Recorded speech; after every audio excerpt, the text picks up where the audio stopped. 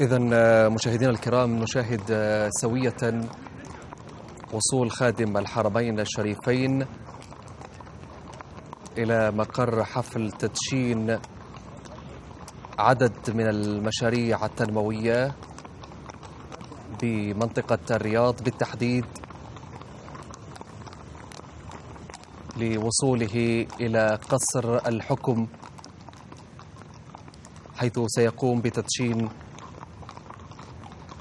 عدد من المشاريع التنموية الجاهزة للافتتاح ووضع حجر الأساس كذلك.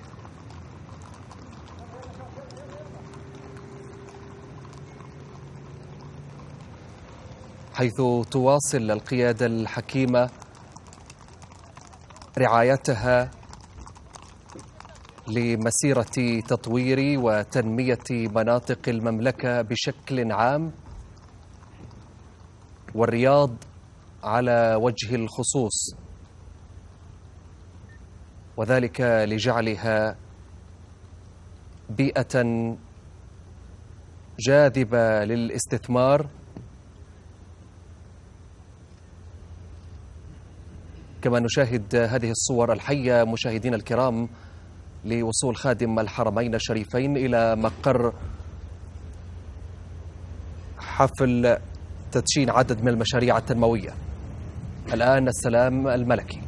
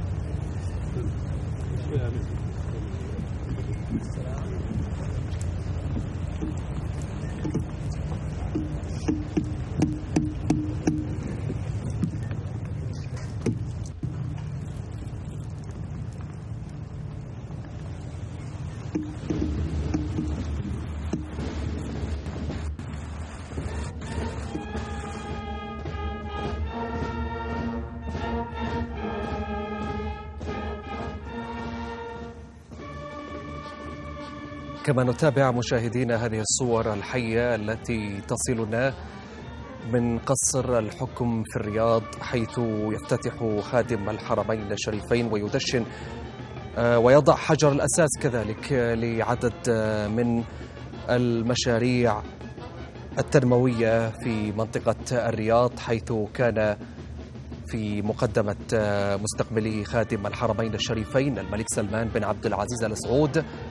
في قصر الحكم صاحب السمو الملكي الأمير محمد بن سلمان بن عبد العزيز ولي العهد نائب رئيس مجلس الوزراء وزير الدفاع، وكذلك أمير منطقة الرياض. كما نتابع هذه الصور الحية التي تصلنا مباشرة من قصر الحكم ووصول خادم الحرمين الشريفين لتدشين عدد من المشاريع التنموية بمنطقة الرياض.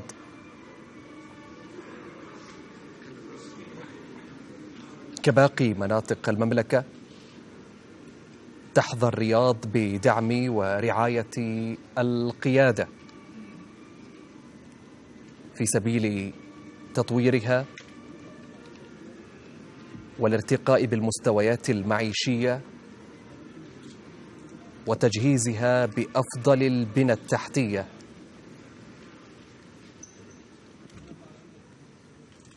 والحفاظ على مستوى خدمات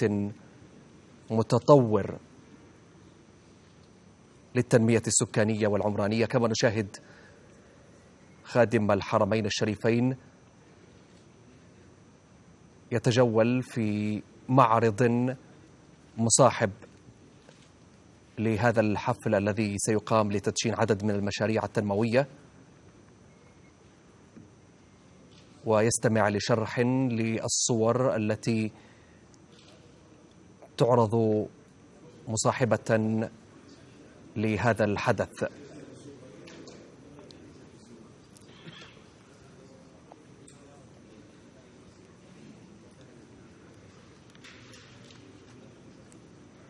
الملك سلمان بن عبد العزيز هو مهندس الرياض الأول وراعي نهضتها، وقد أفنى زهرة شبابه للارتقاء بالرياض إلى مصاف العواصم العالمية، حتى أصبحت بفضل الله ثم بدعمه وجهة عالمية ومدينة مصدرة للمعرفة ورقما صعبا في الريادة، وواحدة من أهم المدن المحورية والمؤثرة في صناعة قرار المنطقة والعالم.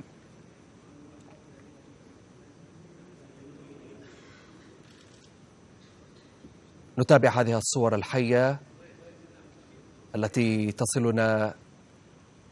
من قصر الحكم في الرياض، وجولة لخادم الحرمين الشريفين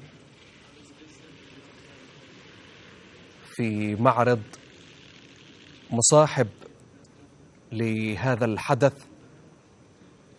وهو تدشين خادم الحرمين الشريفين لعدد من المشاريع التنموية في الرياض، ووضع حجر الأساس كذلك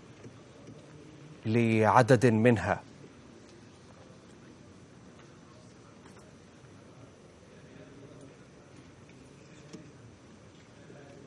يستمع الآن لشرح عن بعض المشاريع كما هو واضح في الصورة.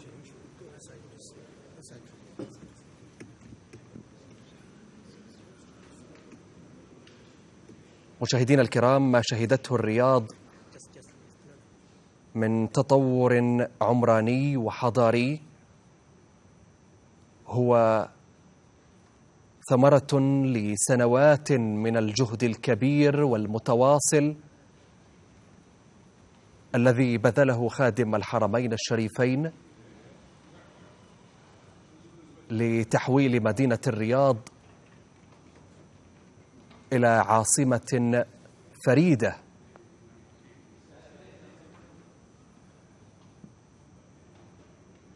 وعنوان كتاب المملكة كما وصفها حفظه الله،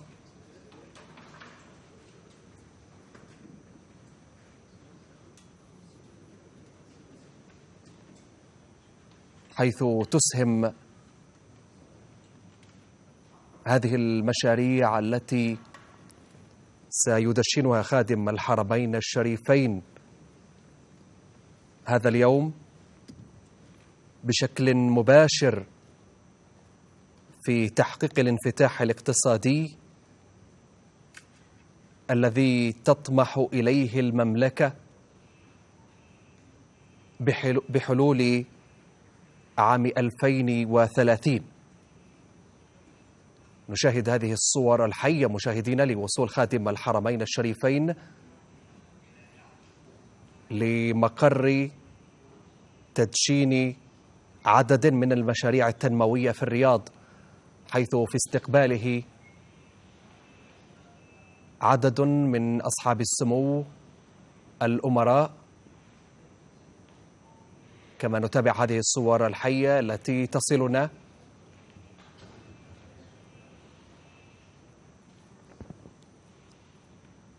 حيث وصل خادم الحرمين الشريفين قبل قليل إلى مقر تدشين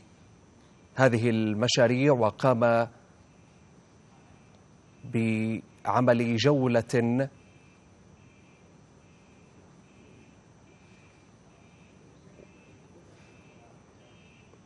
في معرض